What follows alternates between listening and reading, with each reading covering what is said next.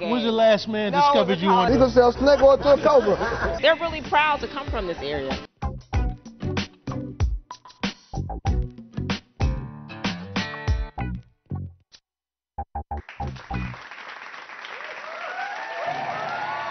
You're tuned in to The Last Word for Now with Will Levis, Denise Jackson, and David Squires, where we talk about the stories that rarely get told. And we're down on the ground in Newport News, Virginia, where one of the big national stories that's getting a lot of play is Michael Vick, not only being free, but being conditionally reinstated into the NFL.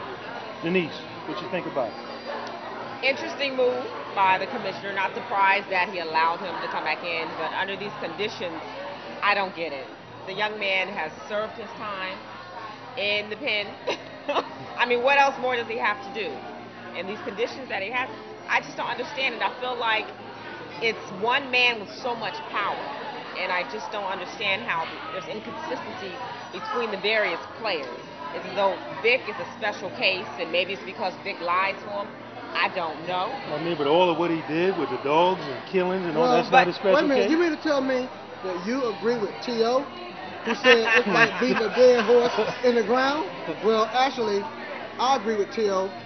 in this case also. One of the rare times I agree with T.O. Really? But Commissioner Goodell should have reinstated Michael Vick and let him play football and let teams be free to negotiate with him, knowing when he would be available to them. But because of the way he did it, teams are kind of still wait and see. Right. But realistically, if he had reinstated him immediately, how would that have played out in terms of the politics of the NFL and the whole marketing of it, realistically?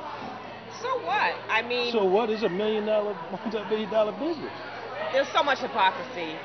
I think when you're talking about the integrity of the game, if you go back a few years to Bill Belichick, when he never missed a game for taping the other team, to me, that is negative. That's messing with the integrity of the game. Right. This is something that happened outside of football. But yet, you've got the Jamal Lewis's drug dealer.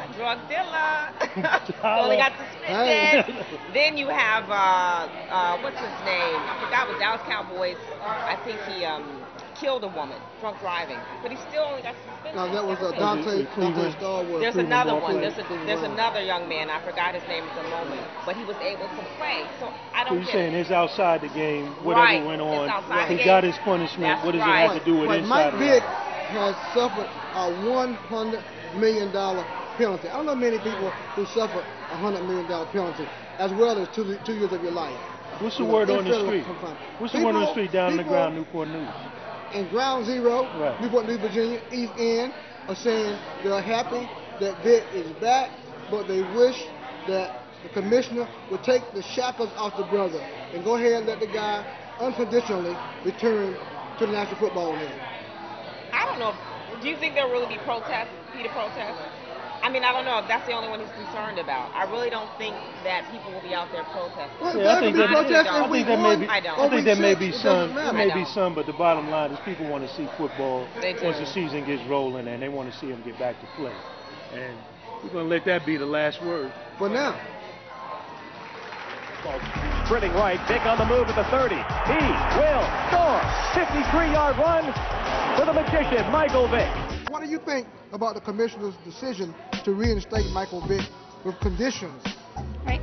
I think that he should be allowed to play. I don't think that there should be conditions on it. He paid the price for it, gave up everything.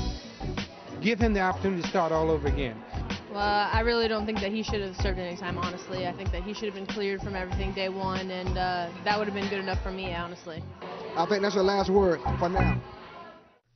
Last word. Last word. Last word. Last word.